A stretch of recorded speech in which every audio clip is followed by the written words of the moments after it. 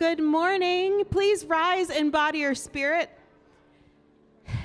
And our opening hymn today is For the Beauty of the Earth by Leah Davis. And it's got 3 different parts. We've done this once before, so we're gonna do these parts together, and then separately, then we'll put them together. So the first part, voice 1, starts like this.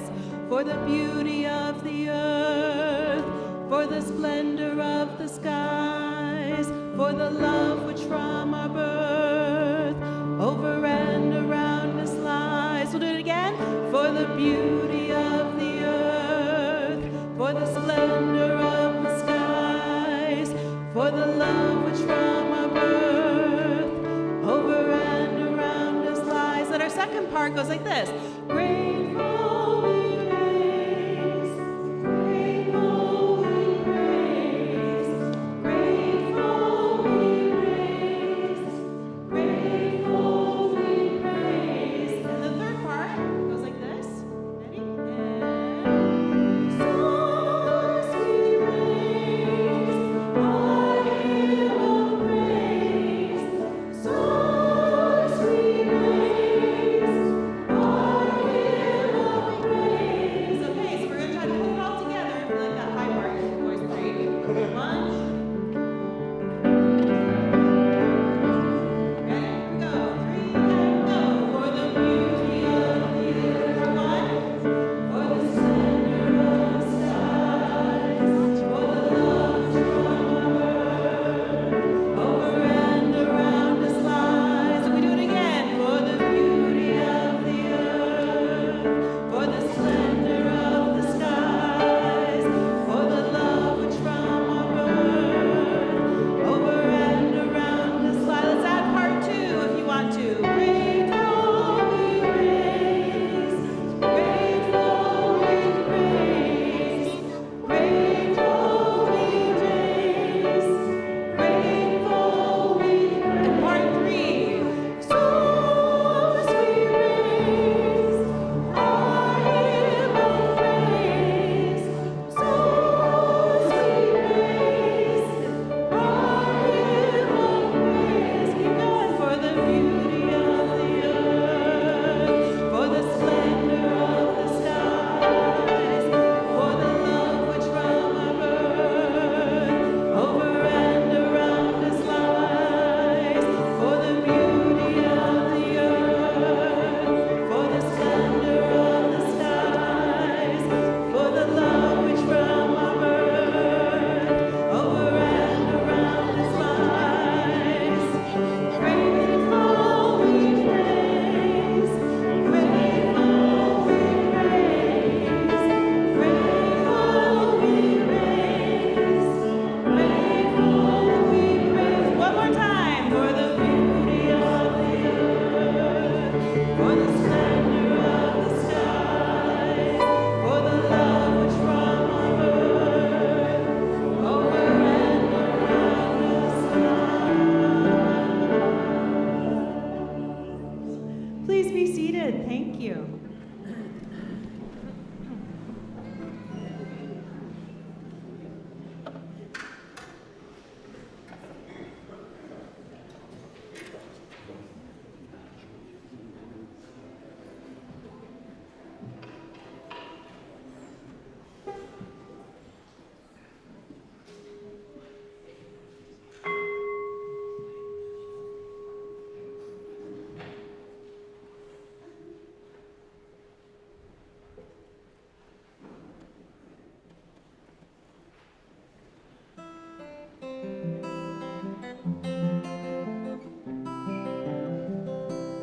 If not now, tell me when.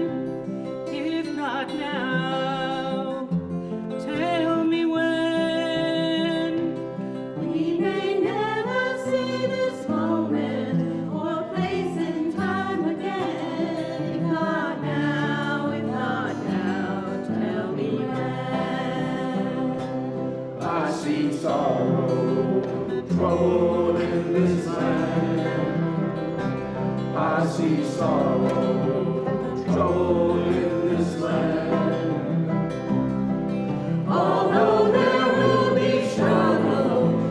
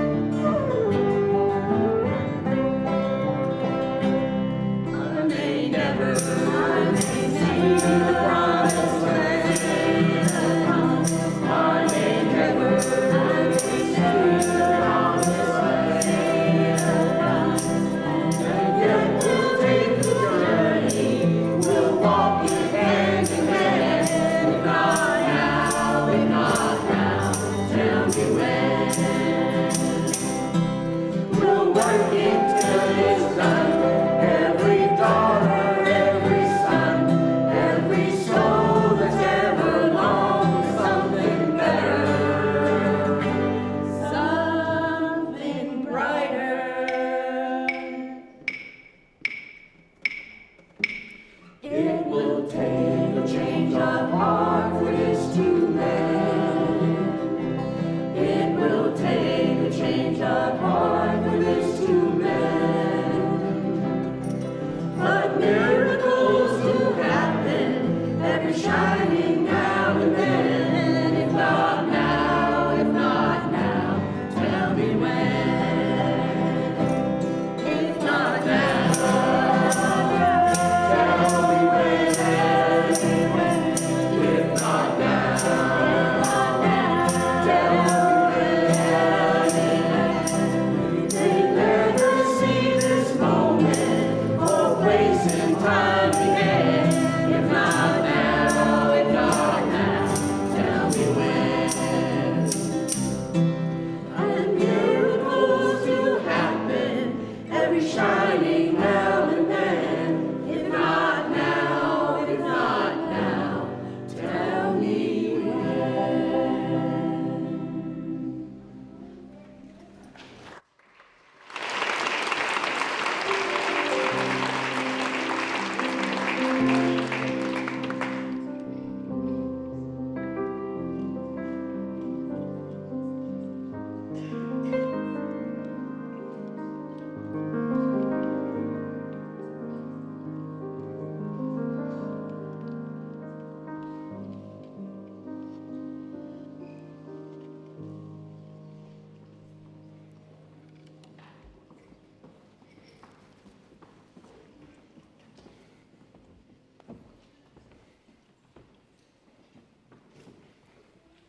What is it that calls you here, that calls you onward, that calls you inward, that leads you homeward? What is it that gives you the power to make that change, to ask that question, to take that journey?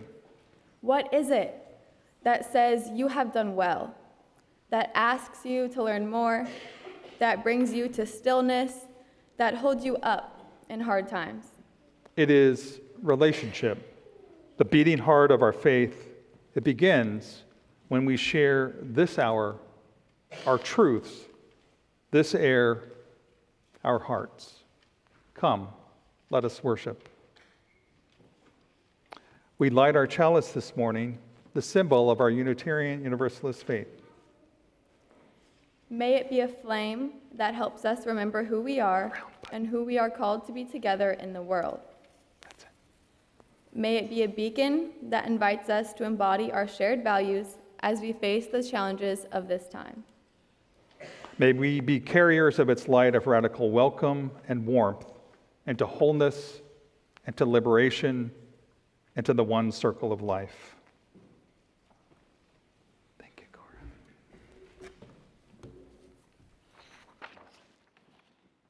Good morning. Thank you all for being here this morning on Daylight Savings Time Sunday.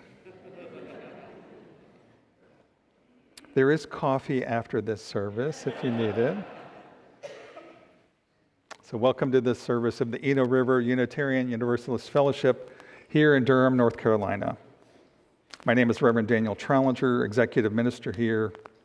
And whoever you are, wherever you come from, whatever your race or gender identities, whomever you love, and wherever you are on your search for truth, meaning, and liberation, we welcome you here.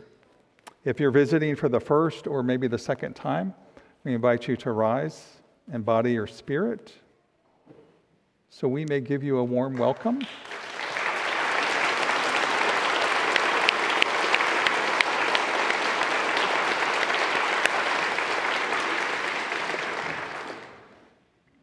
If you're watching online, introduce yourself in the chat. Thank you all for choosing to spend your Sunday morning with us. In choir's class will resume next Sunday. That's between services. Some of you were here yesterday, I see, that were in the choir's all-day retreat. If you have children or youth with you, they're invited to attend one of our religious exploration classes after the time of all ages when the children are sung out. We invite you to the fellowship hall for tabling and coffee after the service. We'll hear in just a minute a bit more about the Pulse survey. So it's time to share your thoughts in the survey. Now would be a good time to silence any devices that you might have on your person. And as a reminder for me as well. All right. Let's center ourselves. Welcome the gifts of this day. Now our time for all ages.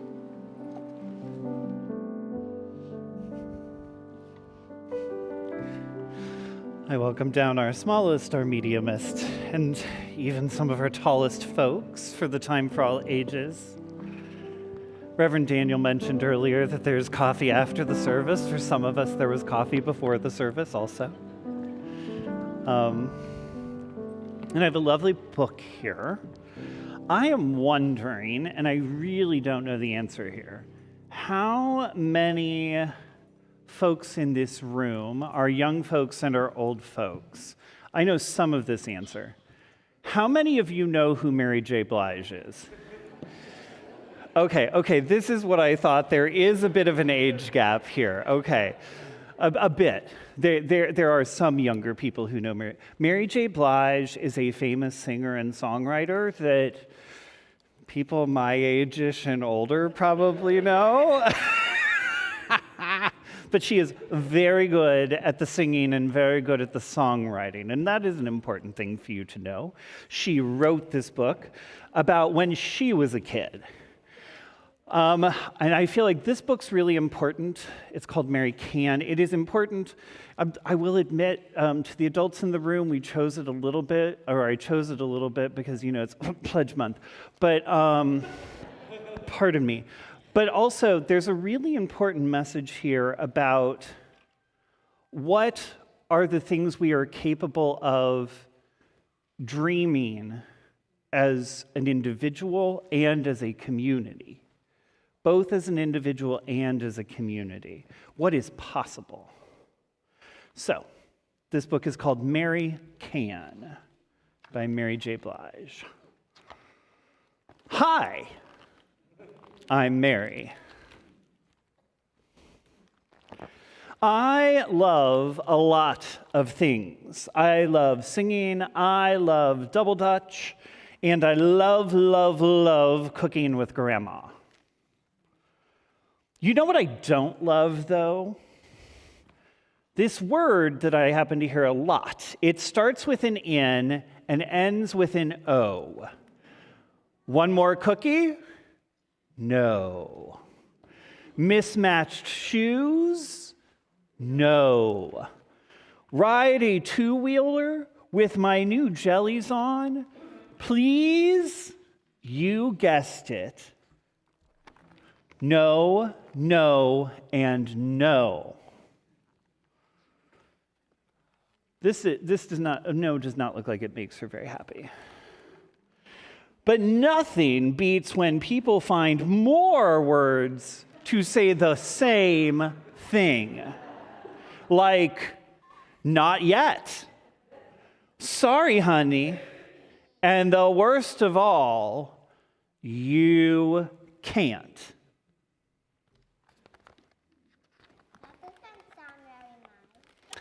It doesn't sound very nice. Sometimes it's not very nice. Yeah, I know that every day can't be a yes day. Sometimes a no here and there is necessary.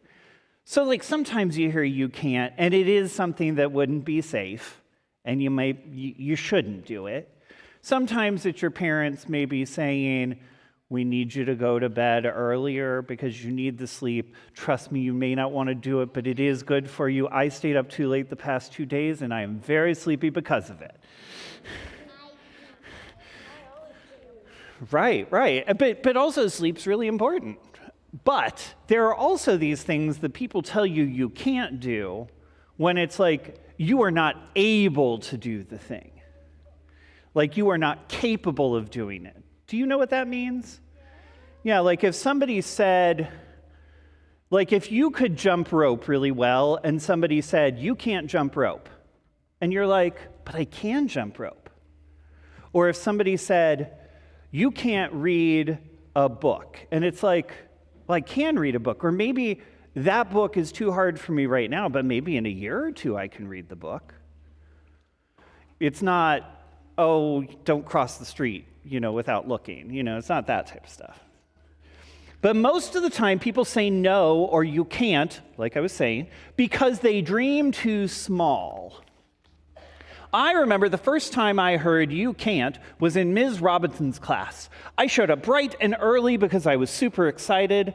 We're going to learn scales today, said Ms. Robinson, and then we will choose our lead singer for the showcase. Now, who's Mary J. Blige? What does she do? She sings, yes, and she writes songs. So I really wanted to sing lead, or any part, for that matter. So I made sure to practice my scales the night before. Mommy's ears were ringing, but I think I nailed it. Singing is my absolute favorite thing. Being a singer is my dream. I stood up tall and took a deep breath in. And that's when I heard it. Do, re, mi, fa, no. Mary, you can't jump right into scales. You don't know them yet, Ms. Robinson said as some of the other kids giggled. Please take your seat. It might have been the worst can't ever. I didn't even get to try. I was crushed. After that, those two words seemed to follow me. I heard you can't everywhere. I want to be an astronaut. You can't. I'm going to be the president. You can't. I'm going to get my own star in the Hollywood Walk of Fame. So they put stars for famous people in the sidewalk in Hollywood. And they said, you can't. How long would this go on? I needed to talk to someone, and fast. Has anybody ever told you you can't do a thing that you know you're able to do? Anybody ever told you that? Yeah. Any adults? Yeah, some of us do. Mommy! What is it, honey? Come sit. Mommy said as she rubbed my cheek the way she always does. Who invented you can't? I asked. Everyone keeps saying it to me. Well, I'm not sure who invented it, but when it comes to our dreams, that phrase isn't part of our family's vocabulary, Mommy said. It's not? I asked. When have you ever seen Mommy or Grandma not do something because someone said we couldn't? She replied. I thought about it long and hard. Mommy and Grandma sure did a lot of things. They were unstoppable, unflappable, unwavering, and I love that Mommy and Grandma right here are dressed as superheroes. I think it's lovely.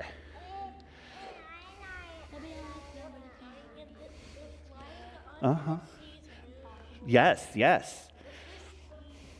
So, when has somebody told them they could do something, or when has it kept them from doing something? Actually, never. Right, baby girl? Now, you take that to anyone who says you can't. With Mommy's words in my heart and a new way to walk, I learned how to beat can't with can. Yes, you can. Yes, you can. Can you say it? Yes, you can. Yes, you can. Yes, you can.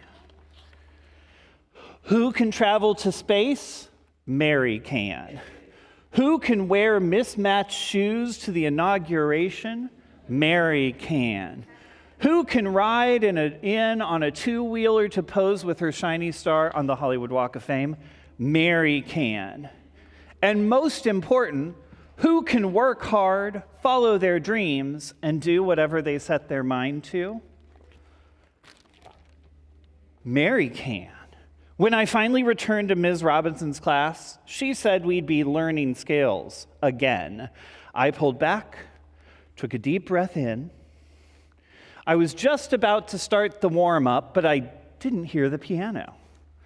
We haven't gotten there yet, Mary. You can't learn scales overnight, Ms. Robinson said kindly. Would it be okay if I tried? I asked, because I think I can. Ms. Robinson smiled and let me take the floor. Do, re, mi, fa, sol, la, ti, do. She was surprised, to say the least. Now, Mary J. Blige is going to sound better than I do, but we're going to have to pretend. Woohoo! Good job. Beautiful. Well, class, I think that this proves that indeed Mary can. Yep, I can. I sure can. And as you go forward into religious exploration, I hope that you are paying attention to what you can do and how you can help others in your community. And we will see you soon.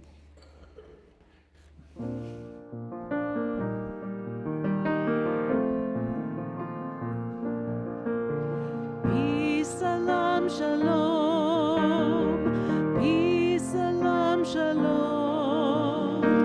Peace, salam, shalom. Peace, salam, shalom. Peace, salam, shalom. Peace,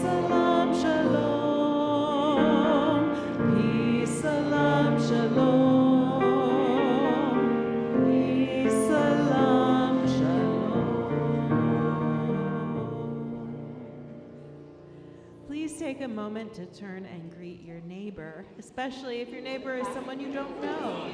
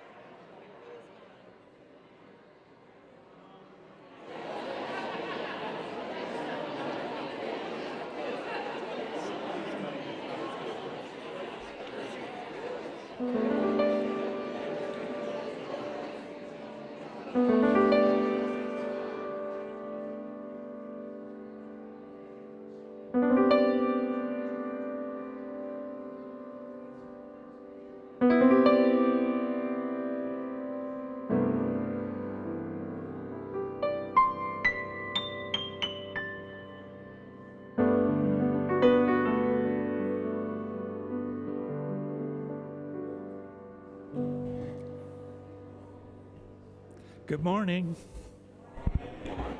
My name is Jim McCrae, and I'm here to talk to you about the annual Pulse Survey for 2026. Every year, members and friends of ERUUF are invited to share their perspective on how we're doing as a congregation by participating in the Pulse of the Congregation Survey. The Pulse Survey has become an important source of feedback that is reviewed and used to help guide decision-making by senior leaders of ERUUF, including the lead minister, senior ministers, senior staff, and the Board of Trustees. In a congregation of our size, over 1,300 adults, children, and youth, it allows them to hear the voices of many within our beloved community. And listen they do. Over the years, results from the Pulse survey have been used as a source of input in the development of adult programming, the development of the current strategic plan, as well as the annual vision of ministry, to help track ERUUF's progress in embracing our mission, vision, and strategic plan, and to help senior leaders better understand the overall well-being and current needs of members and friends of our spiritual community. For those of you that have already shared your voice, thank you. And for those of you that have not yet had a chance, please plan to participate in this year's survey. To participate, look in the latest e-news for the Pulse Survey article, go to the Pulse Survey table in the Fellowship Hall after every service in March, or look under, see if I can remember how to go here, on the homepage, events, the bottom, there is a button to the left that says, see all the news. That'll take you to the Pulse Survey. And please note that the survey will now be available through March 30th. ERUUF wants and needs to hear your voice. Why? Because what one or more people within our congregation may overlook or consider to be relatively unimportant may mean everything to you. So make a difference by letting your voice sing out. ERUUF will be listening. Take the Pulse Survey today. Years in Community, Jim McCrae, and I'm the lead of the Pulse Survey for 2026, the Committee for the Evaluation of Ministry. Thank you.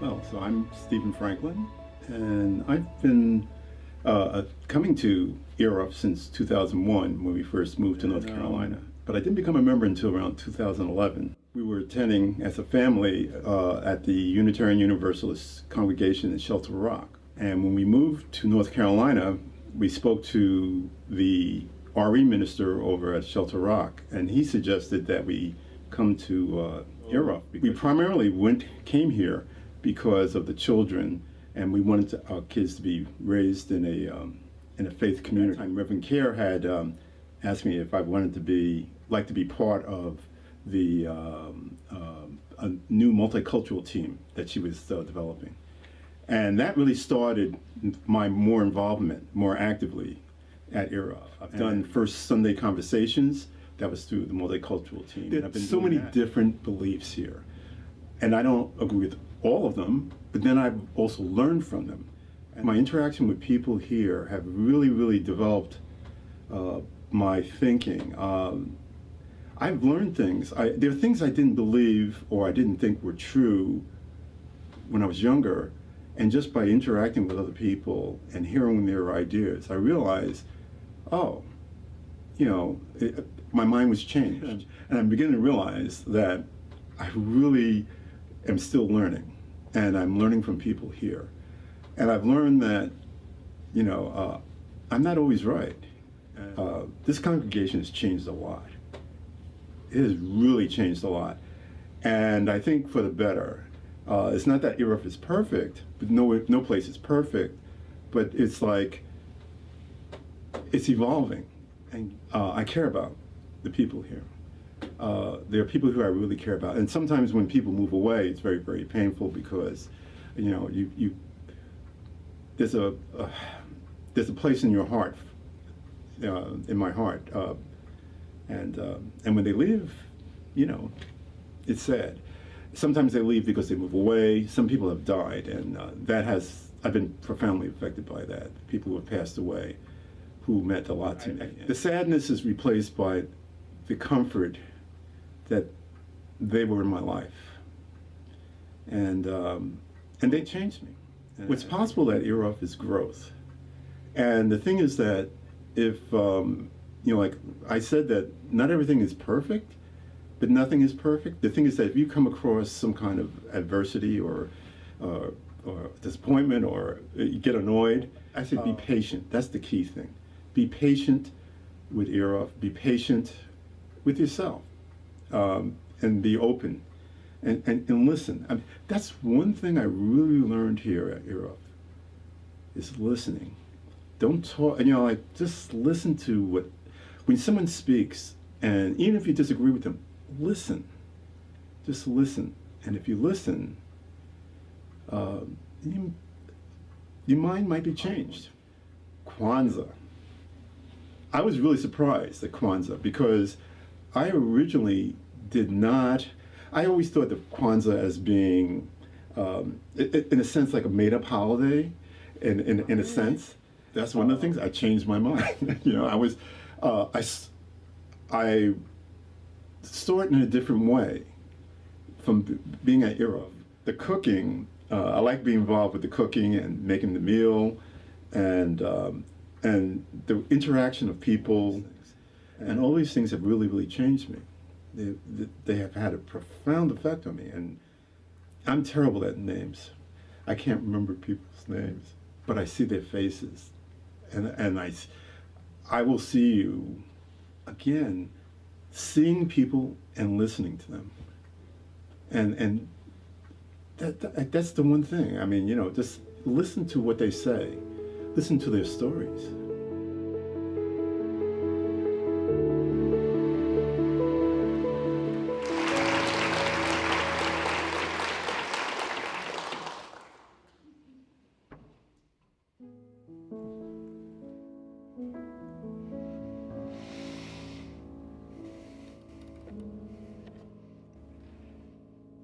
I invite you to find the most comfortable way of being you can find where you are sitting. For some of us, that means letting our feet touch the ground. Some of us, if you are comfortable, may close our eyes or let your eyes lose focus as we are present with these words for meditation from Lynn Cox. Spirit of life, ever adapting and renewing, we come together this morning with yearnings that do not match. We yearn for stability, for even one moment of feeling like we know what is going on, for the ability to predict and prepare for what is coming next. We also yearn for change. We ache for a world that turns aside from racism, violence, dehumanization, transphobia, and disregard for suffering. We pray for a change in the illness, the grief, the isolation, the incarceration, and the vulnerability of our loved ones. We reach for connections that will remind us that we are worthy as we are. And we reach for connections that will help us become our best selves. Hold us in the heart of both and. Cradle us in the mystery. Cherish us in the eternal presence of love and encourage us on the path of growth and development. As individuals and as a people, help us to become who we are called to be. Lead us to open pathways to deeper wisdom through reconciliation, self-respect and mutual respect, compassion, owning and making amends for our mistakes. Source of wonder, move us to express and live in gratitude for the beauty of this world, the loving people in our lives, and this day of possibility. And to this, as we do each week in community, we add the meditations of our hearts, be they global, local, or right here among us. This morning, we hold concerns and challenges across the globe and across our country. We hold all of those affected by war, genocide, and conflict. We hold those in our country who are subject to laws and policies that seek to take away rights or seek to make people fearful.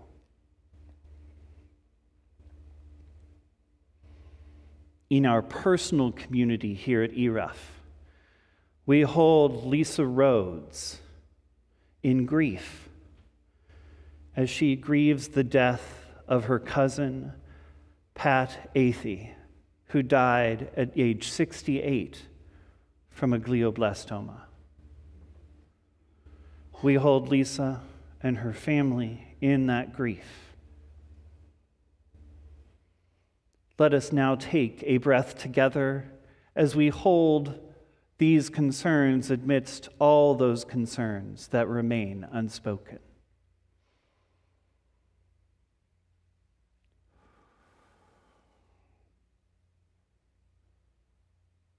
And now, I invite you to bring to heart, mind, or spirit a joy or a possibility that resides within you and within your life and your experience. Something that brings awe, something that brings hope. Hold that within yourself in this moment. And let us take one last breath together as we hold these joys and possibilities that remain unspoken.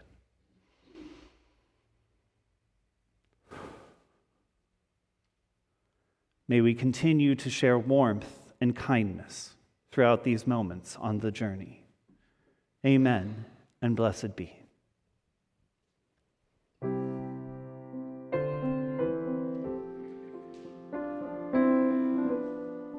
Our meditation hymn this morning is Spirit of Life, hymn number 123 in the gray hymnal, and the lyrics are on the screen.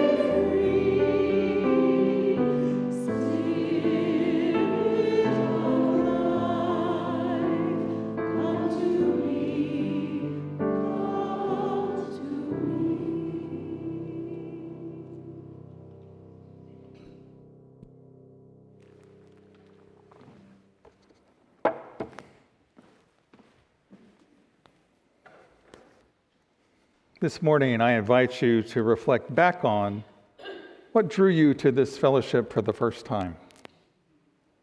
Whether that is today, a year ago, 10 years ago, or much longer, then what compels you to come back again and again? My first time on this campus was a workshop held in the fellowship hall by a Buddhist meditation teacher. It was many years ago. I was looking to grow deeper in my own meditation practice. What about you? What is it that calls you here? We each may have different reasons, but there are common themes in our stories: connection, community, singing, learning, commitment to equity, inclusion, and justice, welcoming, acceptance, family, friends. At the core, shared values, a sense of shared purpose. Recently, I was tasked with a special project: conduct video interviews with members as we celebrate our 60th anniversary as a fellowship. These conversations are then edited down for just a few minutes to show in service each week. The opportunity to hear stories from the experience of members has been delightful and moving. I am touched by the authenticity, the passion, the joy that is shared. Each conversation allows me to learn more about people, this place, and also myself. In each of the video interviews, I hear different stories about what's important on someone's spiritual journey, but I hear how this fellowship has transformed their lives. But this transformation doesn't just happen. It's the result made possible by showing up, by giving time and energy, commitment to this community, and by offering something of ourselves to that which is greater than us. These days, there are so many things that vie for our attention, and we have choices, too, about how we wish to direct our time and energy. In sermons and classes, you may have heard me talk, maybe more than once, about mindful awareness as a core spiritual practice that invites us to shift from operating on autopilot in life and to practice focusing with awareness and intention. Mindfulness is not just about quiet meditation. It's a practice of noticing. Where do we place our focus, our attention, our energy? This spring, as a community, we're focusing on the anniversary, celebrating 60 years of fellowship. We're also in the season of pledge and budget, imagining what is possible to create together next year and the next 60 years of building beloved community. In the Mary Can story this morning, the main character says, many times people will say no, or you can't, because you dream too small. What do you think will empower us to dream big as a community? What will it take to create a bold future together? So let's be real for a moment. All the chaos going on in the world right now is not going to just go away. The government isn't going to save us. The next election cycle isn't going to save us. Some charismatic leader's not going to come forward and save us. What's going on out there isn't the real problem anyway. It's the symptom of deeper issues that stem from inequity, divisiveness, deeper issues of systemic issues of oppression, exploitation, racism, deeper issues of separation from each other, from the earth, and from our own true selves. The out there only truly transforms when the in here transforms on a massive scale. We are the ones we've been waiting for. And we get to choose with our attention and our intentions what we are creating for now and for tomorrow. And we choose with our hearts what we are offering to the world. So there's a good news, bad news part of this awareness. The good news, we have the power to create the world our hearts know is possible. The bad news, we have to own the responsibility for the power of this choice, to acknowledge the future actually depends on us. This is where awareness leads to action. Hear the words from Unitarian Universalist minister Reverend Mark Morrison Reed. He writes, "The central task of the religious community is to unveil the bonds that bind each to all. There is a connectedness, a relationship discovered amid the particulars of our own lives and the lives of others. Once felt, it inspires us to act for justice." He continues, "It is the church that assures us that we are not struggling for justice on our own, but as members of a larger community. The religious community is essential, for alone Our vision is too narrow to see all that must be seen, and our strength too limited to do all that must be done. Together, our vision widens and our strength is renewed. What is it that calls you here? What is it that calls us collectively? Inside each of us is a seed waiting to come to life. And we bring our seeds together, work on cultivating a conducive growing environment, then we can create a thriving community that makes a difference in the world. We can. I invite you to look around this room and even think about this campus, places you've been before here. Wherever you go to share coffee, conversation, listen, learn, sing, pray, laugh, every single thing here is made possible by acts of generosity. This place on a physical level was built by and is sustained by gifts of generosity. This place as a community is all made possible by and sustained by your gifts. Even our ability to gather together in small and large groups, our capacity to learn and grow, our justice and actions and compassionate care, every single aspect of our shared ministry together is made possible by acts of generosity. The giving of time, energy, and commitment. The sharing of talent, creativity, and imagination. The offering of tangible pledges and gifts to support the organization at all levels. So together, we create this.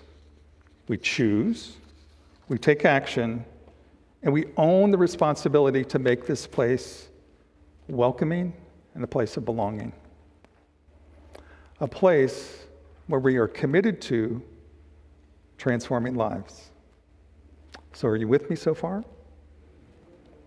Together we choose, we act, and in these times we are invited to imagine what might be possible for us to create together, collectively from our hearts. Okay, so how do we do this on a practical level? How are we planting seeds of our intentions and dreams? And where does my whole pledge gift fit into this? For the second year in a row, our board chair, Ann Burdine Jones, and I are co-teaching a class at Meadville Lombard Theological School. The class is called The Ministry of Finance. Now, I'm not going to try to condense an entire class into one sermon, but I have been asked to share a bit about how finances work here, especially relative to the pledge drive and creating a budget, including some specific numbers. Now, I recognize this is going to feel a little wonky in the middle of a sermon. Stay with me, even if numbers are not your favorite language, and let's see how all this flows together. I have a few slides to help us out. Budget basics. A budget is a plan for income and expenses, a roadmap that involves anticipating and then tracking the plan throughout the program year. It tells a story about how ERUUF is living out its mission in the world. Next slide. The timeline we follow here for the budget is in March, we have pledge season. In April, a draft budget is built based on these pledge results. Now, the budget is created with a collaborative process, guided by our vision and mission, and based on feedback from the board Finance Advisory Committee, and the congregation. The final budget is then voted on at the annual meeting in May. So let's look inside that process. Next slide. Last year, we shared about the revised UUA guidelines for fair staff compensation with a proposed plan to bring all staff up to appropriate levels in the next few years. We know that at ERUUF, the board and congregation are firmly committed to supporting the staff and the values of equity. Yet, we are still faced with this challenge of how to address this gap in the compensation equity issue.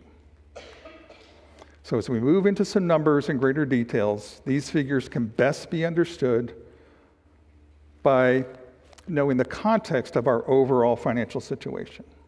Next slide. Context A, we have multiple income streams. Now, pledges, you can see the big part of the pie, is the primary source of income that supports the fellowship. But we have revenue from the collection plate, from rentals, investment interests, and a cell tower. Note the collection plate listed here is different than special collections like Generosity Sunday. Last year, from special collections, we generated over $45,000 sent to organizations beyond the walls here. That's not part of the budget. Generosity in action. Context B, next slide. Nope, not next slide. Stay with this slide. We have strong reserve funds that are used to support scheduled maintenance for the campus facilities, and a strategic reserve fund that has been used in recent years to augment a growth budget.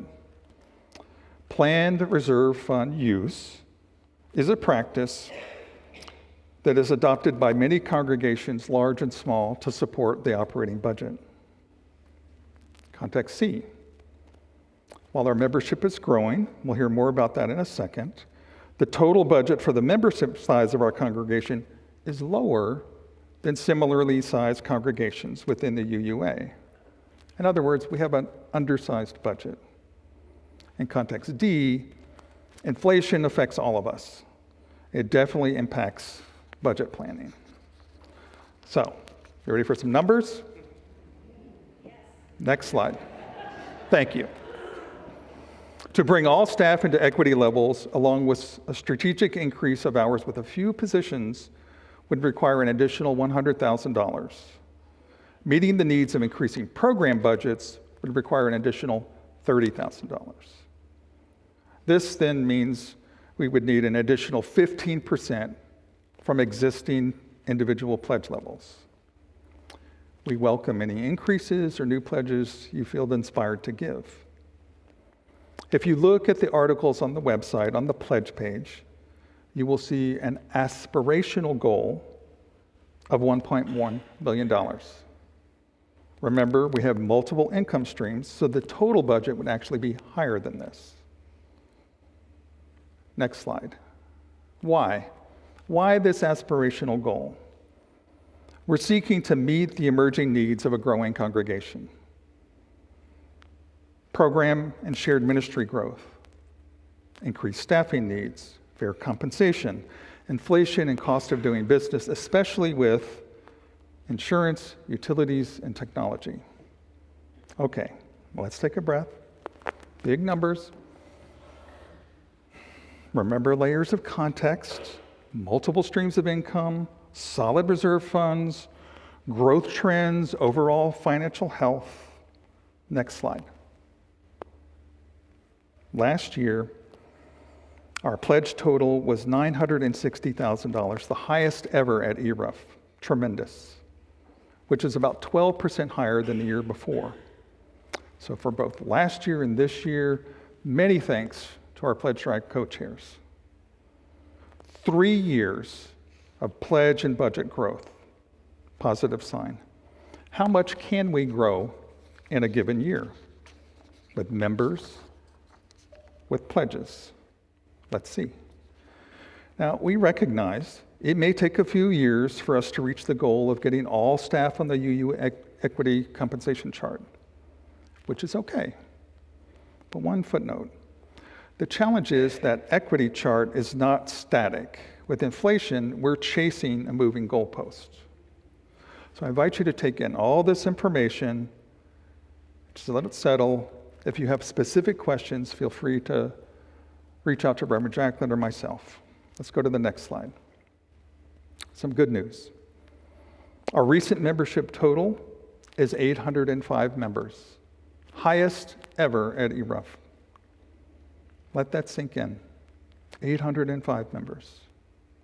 Now add in active friends, children and youth, and we're serving over 1,300 people here.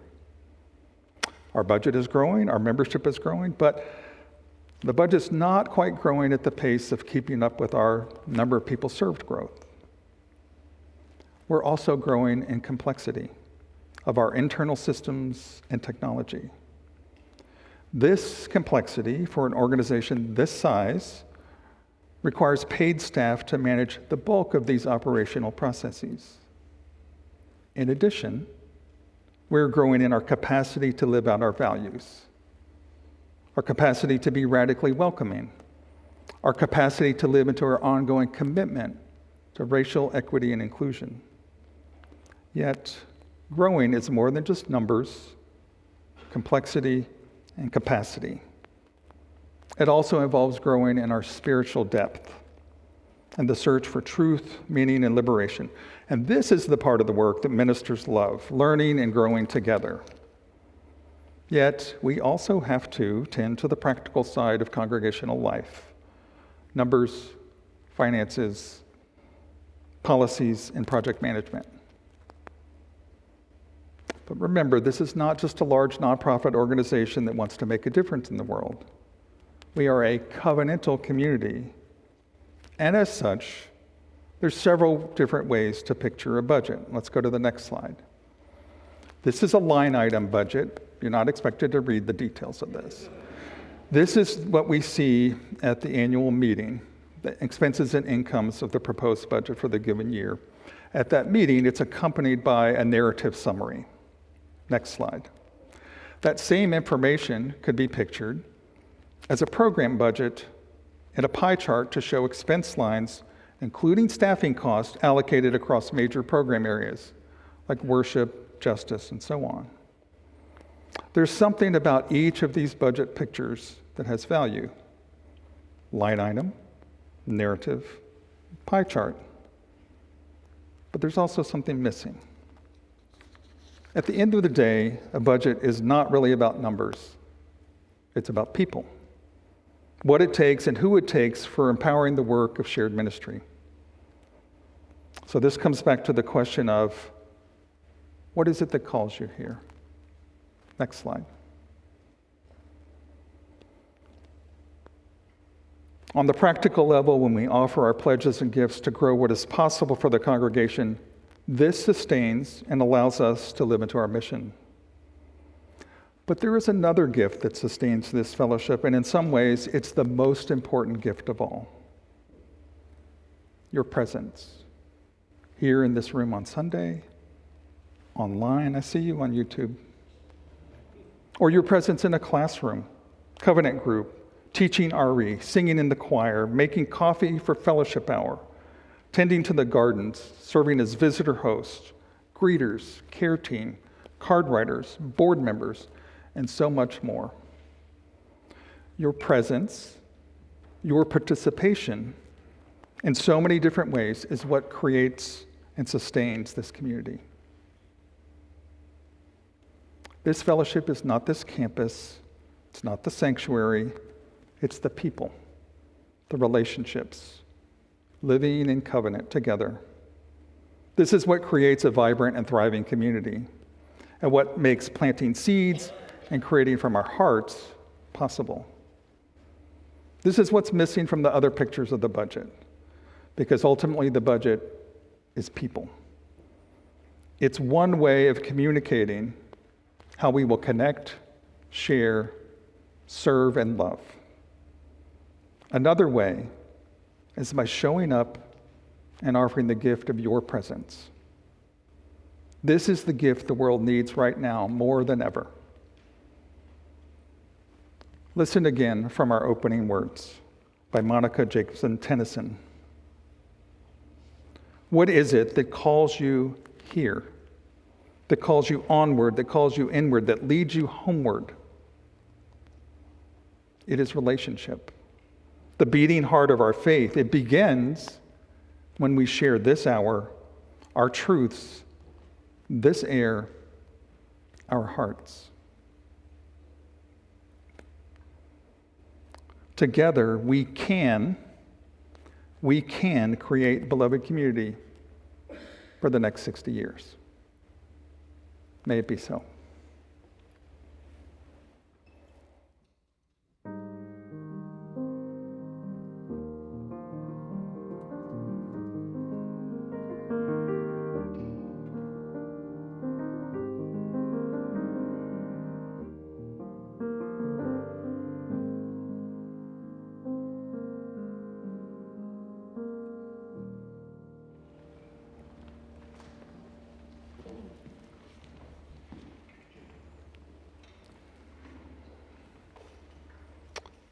We weave the fabric of beloved community when we draw our circle ever wider and cultivate hearts of generosity as spiritual practice.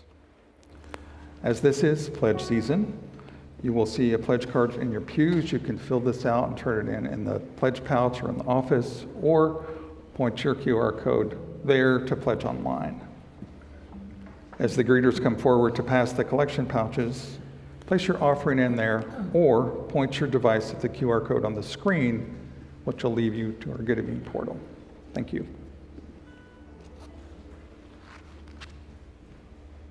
I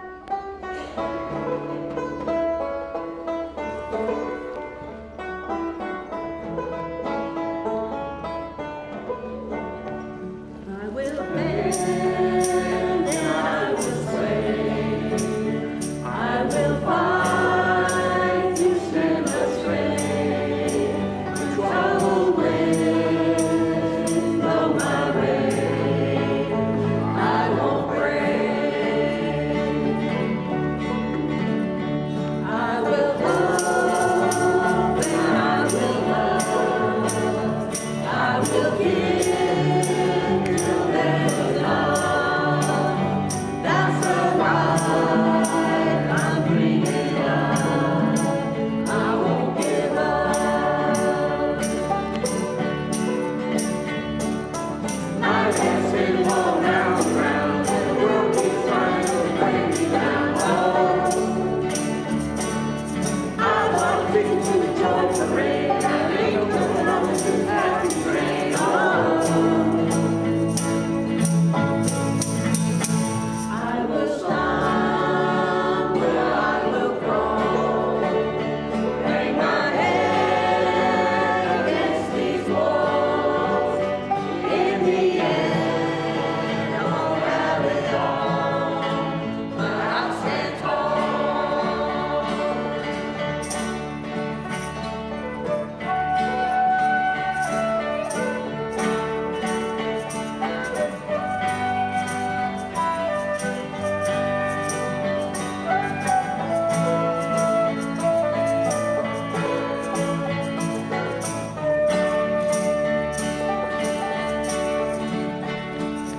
My head's spinning all around and around, and the world keeps trying to bring me down.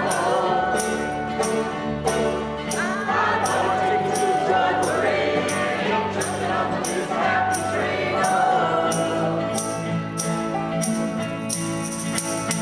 I will sing and I will shout, let these words fly from my mouth. I will live with this life's about, with or without. I will live with this life's about, with or without.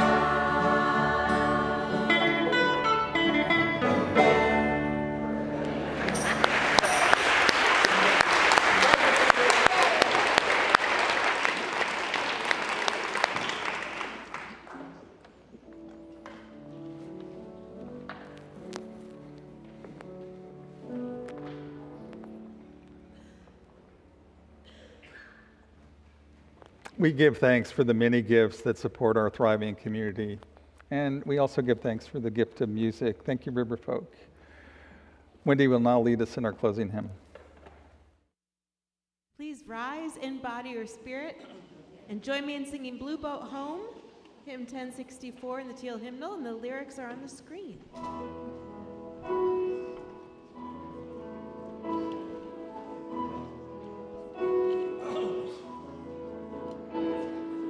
Though below me I feel no motion, standing on these mountains and plains, far away from the rolling ocean, still my cry and